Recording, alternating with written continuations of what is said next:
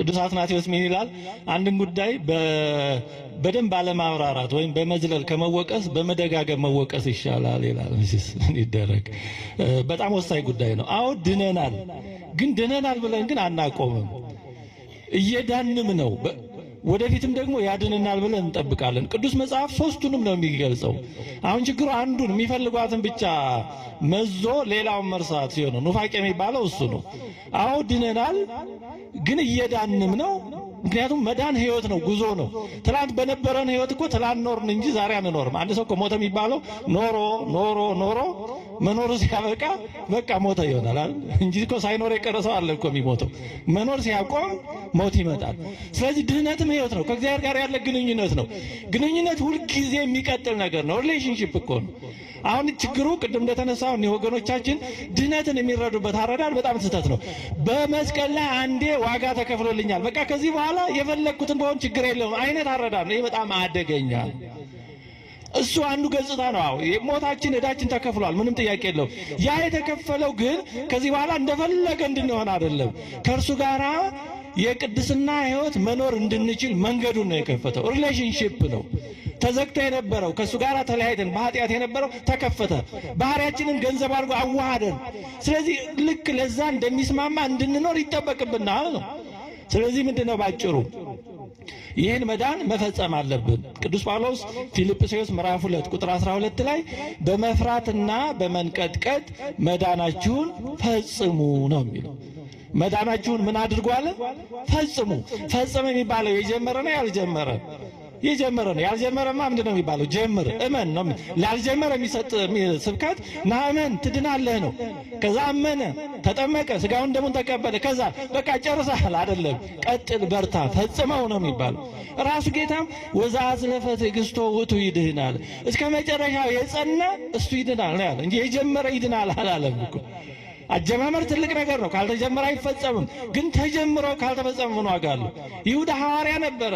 ዴማስ የቅዱስ ጳውሎስ ደቀ መዝሙር ነበረ። ግን አጨራረሱን አላወቁበትም። እግዚአብሔር ከነዛ ይሰውረን በእውነቱ። ስለዚህ መጀመር ብቻውን ዋስትና አይደለም። አዎ ካልተጀመረ አይፈጸምም። ካልተወለደ አያድግም። መወለድ ግን ለማደግ ማረጋገጫ አይደለም፣ መነሻ ነው።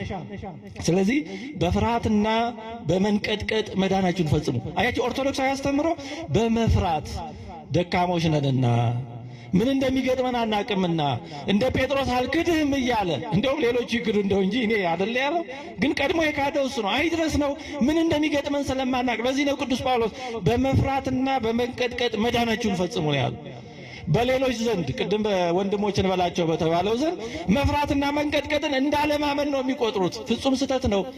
እኔ ድኛለሁ እያሉ ደረታቸውን ነፍተው ይናገራሉ። አዎ ድነናል፣ ግን ችግሩ ምንድነው? ከዚህ በኋላ ምንም ነገር አይቀረኝም፣ አሁን በሞት መንግሥተ ሰማያት እንደምገባ እርግጠኛ ነኝ ይላሉ። ይሄ ነው በጣም አደገኛው ስህተት። ይህ ፈጽሞ ከቤተ ክርስቲያን አስተምሮ ተቃራኒ ነው። በመፍራትና በመንቀጥቀጥ መዳናችሁን ፈጽሙ ነው ያለው። አያችሁ አዎ እኛ ደካሞች ነና ዛሬ አምነን ነገ ላለመካዳችን ምንም ዋስትና የለንም። ኢታብአነ እግዚኦ ውስጥ ተመንሱት ብላችሁ ጸልዩ ያለው እኮ ለዚህ ነው። ፈተና አስቀድሞ እንደሚገምቱት አይደለም ሲመጣ። አንድ ሊቅ ነበሩ፣ በጣም ትልቅ የሚባሉ በጃንሆይ ማዕድ ባራኪ ነበሩ አሉ። እንደው ትዝ አለኝ ታሪካቸው እና አይድረስ ነው የሆነ እንደው እዚህ ያላችሁም አንድ ኃጢአት ላይ ወደቁ እና ጃንሆይ ወደ ኋላ ከማዕድ አስቀርተው ጠየቋቸው። ይሄ የምሰማው ነገር እውነት ነው አሏቸው። አዎ ጃንሆይ ምን ይደረግ አሉ። እና ታዲያ ሰውን ያህል ትልቅ ሰው እንዲህ ካለ ይወድቃሉ አሏቸው። አይ ጃንሆይ ሰው መርጦ ይወድቃል እንዴ አለ። አይ በቃ ልክ ነው ተረትተናል አሉ ይባል። ሰው መርጦ አይወድቅም እኮ። ስለዚህ ምን እንደምንሆን ስለማናውቀው ለዚህ ነው ቅዱስ ጳውሎስ በመፍራትና በመንቀጥቀጥ መዳናችሁን ፈጽሙ ያለው። በከመ ምሕረትከ አምላክነ ወአኮ በከመ አበሳነ የምንለው ለዚህ ነው። ቅዱሳን መጻሕፍት ይሄንን ነው ደጋግመው የሚናገሩት። አንድ ሁለት ጥቅስ እንጨምርና ይሄንን እንጨርሳለን ይሄን ጥያቄ። ቅዱስ ጳውሎስ በቆላስይስ መልእክቱ ምዕራፍ 1 ቁጥር 22 ቁጥር 21 እስከ 23 ላይ እንዲህ ይላል። እናንተንም ነውርና ነቀፋ የሌላችሁና ቅዱሳን አድርጎ በእርሱ ፊት ያቀርባችሁ ዘንድ በፊት የተለያችሁትን ክፉ ስራችሁንም በማድረግ በሐሳባችሁ ጠላቶች የነበራችሁትን አሁን በሥጋው ሰውነት በሞቱ በኩል አስታረቃችሁ። በቃ እሱ አስታርቆናል፣ ተፈጽሟል፣ ተፈጸመ ብሏል። የእሱ ጉዳይ አልቋል። ግን ምን ቀረ? እንዲህ ብሎ አላበቃም። አስታረቃችሁ ብቻ ብሎ አላቆመም። አለ ቀጥሎ ምን አለ? ይህም ተመስርታችሁና ተደላድላችሁ ከሰማችሁትም ከወንጌል ተስፋ ሳትናወጡ በሃይማኖት ጸንታችሁ ብትኖሩ ይሆናል። ይሄ ነው የኛ ድርሻ። ከሰማነው ተስፋ ሳንናወጥ፣ በጥምቀት ካገኘነው ልጅነት ሳንወጣ፣ በስጋው ደግሞ ካገኘነው ሕይወት ሳንወጣ በወንጌል ተስፋ ጸንተን ከኖር ያን እሱ የሰጠንን ሕይወት ገንዘብ እናደርጋለን። አለዛ ግን ተጠምቄ ነበር፣ ስጋው ደግሞ ተቀብዬ ነበር፣ አንዴ ድኛለሁ ብንል ግን ከዚህ ተስፋ ልንወጣ እንችላለን። ቅዱስ ጳውሎስ በዕብራውያን መልእክቱ እንደዚህ አምነው የነበሩትን በድነት ጸጋ ተሳታፊ የነበሩትን ኋላ ግን የካዱትን እንዲህ ብሎ ገልጿቸዋል። በተግባር ያገኘው ይሄ ፕራክቲካል ቴዎሎጂ ይባላል። ምን ይላል? ዕብራውያን ምዕራፍ 6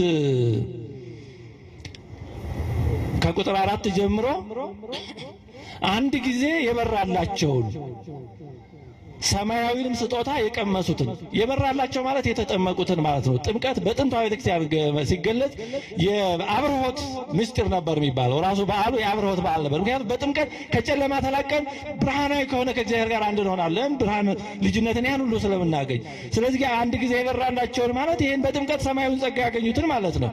አንድ ጊዜ ብርሃን የበራላቸውን ሰማያዊንም ስጦታ የቀመሱትን ከመንፈስ ቅዱስም ተካፋዮች ሆነው የነበሩትን መልካሙንም የእግዚአብሔርን ቃልና ሊመጣ ያለውንም የዓለም ኃይል የቀመሱትን በኋላም የካዱትን እንደገና ለንስሐ እነርሱን ማደስ የማይቻል ነው ይላል። ተጠምቀው ሁሉን ነገር አግኝተው ከሰማያዊ ጸጋ ተካፋይ ሆነው እኒህ የካዱትን ማደስ አይቻልም ማለት ንስሐ አይገቡም ማለት ወይም ቢገቡ ይቅር አይላቸውም ማለት አለ። በተግባር ቅድም ያልኳችሁ በተግባር የታየ ነው። ብዙ ጊዜ ቤተክርስቲያን ውስጥ ከኖሩ በኋላ ሳይገባቸው ገብተው የሚወጡ ሰዎች አፖስቴቶች በኋላ ነበርንበት እያሉ ለንስሐ እንኳን ብዙ ጊዜ አይመለሱም። ለምን? ሳያውቁት ኖረንበታል ነው የሚመስላቸው። በእውነቱ እንዲያው ቤተክርስቲያንን ሳያውቁ ውስጧ እንደመኖር ያለ በጣም አደገኛ ነገር የለም። ሳያውቃት እዛ ውስጥ ይቆይና በሆነ ምክንያት ሲወጣ አይ ኖረንበታል ይላል። ግን መግባት መውጣት ማለት ቤተክርስቲያንን ማወቅ አይደለም። በእውነቱ እንደው አንድ መጽሐፍ የተማረ ሰው ራሱ ጉባኤ ቁጭ ብሎ በኋላ ሊመረቅ ሲል ጥያቄ ጠየቃሉ። የንታ እንደው ይህች ገላትያ የምትባለው የጳውሎስ ሚስቱ ናት እህቱ ብሏል። አያች አሁን ይሄ ሰው የመጽሐፍ መምህር ሆኖ ሊወጣ ነው። አይ ድረስ ነው ዝም ብሎ እንኳን በመውጣት በመግባት ወንበር ላይ ጉባኤ ቁጭ ብሎ እንኳን ላይገባው ይችላል። እና እንዲህ ያለ ሰው አሁን ነገ እንግዲህ ቢወጣ የመጽሐፍ መምህር ነበርኩ ሊል ነው። ስለዚህ ከገቡ በኋላ መውጣት ሊመጣ ይችላል። ለማጠቃለል የተወደዳቸው እግዚአብሔር ቤተሰቦች መዳንን እግዚአብሔር በቸርነቱ ሰጥቶናል። አሁን እኛ እዚህ ያለ ነው በመዳን ጉዞ ላይ ነን። አሁን ልክኛ እንደ እጮኞች ነን፣ ታጭተናል ከክርስቶስ ጋር። ቅዱስ ጳውሎስ አሁንም ሁለተኛ ቆሮንቶስ 11 ላይ ምን አለ? ለአንድ ባል ለክርስቶስ ለአንድ ወንድ አጭቻቸዋለሁ አለ። ነገር ግን ሔዋንን ከክብሯ ሳትደርስ በመንገድ ላይ ዲያብሎስ አሳስቶ እንዳስቀራት እናንተም ዲያብሎስ እንዳያታልላችሁ እሰጋላችኋለሁ አለ። አሁን እጮኛሞች እስከሚጋቡ ድረስ ሊፋቱም ላይጋቡም ሊጋቡም ይችላሉ። እኛም ታጭተናል። ግን ሰርጉ የሚፈጸመው በዳግም ምጽአት ነው። ራዕየ ዮሐንስ ላይ ደጋግሞ ቅዱስ ዮሐንስ መንግስተ ሰማያትን ለባሏ እንደተዘጋጀች ሙሽራ ሆና ስትወርድ አየሁ የሚለው ለዚህ ነው። ሰርጉ የሚፈጸመው ያኔ ነው። አሁን እጮኝነታችንን ከጠበቅን ያኔ በሰርጉ አንድ ሆነን ከእሱ ጋር እንዋሃዳለን። ከዛ በኋላ መለያየት መፋታት አይኖርም። አሁን እጮኝነታችንን ካልጠበቅን ግን በኋላ ወደ ሰርጉ አንገባም። እንደ አምስቱ ሰነፎች መሆን ይመጣል። እንደው እኛን ይቅርና በዚህ ታሪክ ሊጨርሰው ታላቁ አባ ሲሶይ የሚባል በግብፅ በረሃ ከ50 ዓመት በላይ በብሕትውና የተጋደለ በቅድስና የተመሰከረለት ሊሞት ነፍሱ ልትወጣ ስትል ሲነጋገር ይሰሙታል ዙሪያውን ያሉ ደቀ መዛሙርቱና አበው። ምን እያልክ ነው አባታችን? ከማን ጋር ነው የምትናገረው አሉት። መላእክት መጥተው ነፍሴን ሊወስዷት አለ። ታዲያ ምን እያልካቸው ነው አሉት። እባካችሁ ጥቂት ጊዜ ስጡኝ ንስሐ ልግባ ብዬ አለ። እንዲህ አንተ ንስሐ መግባት አያስፈልግህም አሉት። ኧረ ተውኝ፣ እኔ እንኳን አይደለም ንስሐ መግባት እንኳን የጀመርኩ አይመስለኝም። ከዛ በኋላ ነቢያት መጡ አለ። ከዛ በኋላ ሐዋርያት መጡ አለ። ከዛ ቅዱስ እንጦንስ መጣ አለ። ከዛ በኋላ መጨረሻ ራሱ ጌታ መጣ። ከዛ ሁሉም በሚሰማው ድምፅ የበረሃውን ምርጥ ዕቃዬን ሲሶይን ወደዚህ ያምጡልኝ ብሎ መላእክትን ሲልካቸው ሰሙ። ይሄን ያህል ምርጥ ዕቃ ሆነው እንኳን ይሄን ያህል እግዚአብሔርን አገልግለው እንኳን እርግጠኛ አይኮንም። አባጋቶንም ብሏል። ብዙ ዘመን ድንጋይ ጎርሶ ሲኖር ሊሞት ሲል ሲጨነቅ አዩት ደቀ መዛሙርቱ። አባታችን አንተ ትፈራለህ? ክፉ እንዳትናገር ድንጋይ ጎርሰህ ፈጣሪን ስታመሰግን የኖር ካለው እናንተስ ጥሩ ፈረዳችሁልኝ። ካልፍታ ሰብ ወካልፍታ እግዚአብሔር ግን ምን እንደሚፈርድ ምን አውቃለሁ እንዴ? ማን አባ ድንጋይ ጎርሰህ ኑር ብሎሃል ቢለኝስ? አይ እንዲህ እኮ ነው ብዬ በየትኛው ዳኛ አካሰሰዋለሁ? ስለዚህ ተስፋችን ቸርነቱ ብቻ ነው። አዎ ቸርነቱ ነው ዋስትናችን። ስለዚህ ድነናል፣ እየዳን ነው፣ ደግሞ በዳግም ምጽአቱ ያድነናል ብለን ተስፋ እናደርጋለን። አንደኛ ተሰሎንቄ 1:10 ላይ ቅዱስ ጳውሎስ ዳግመኛ በሚገለጥበት ጊዜ የሚያድነን ብሎ ይገልጻል። ስለዚህ ያድነናል ብለን ተስፋ እናደርጋለን፣ እንጠብቃለን። ጉዞ ላይ ነን። ጉዞ የሚታወቀው ሲፈጸም ነው። ስለዚህ መዳናችሁን በመፍራት በመንቀጥቀጥ ፈጽሙ እንደተባለ እንግዲህ የጀመርነውን ጉዞ እንድንፈጽም እግዚአብሔር በቸርነቱ ይርዳን።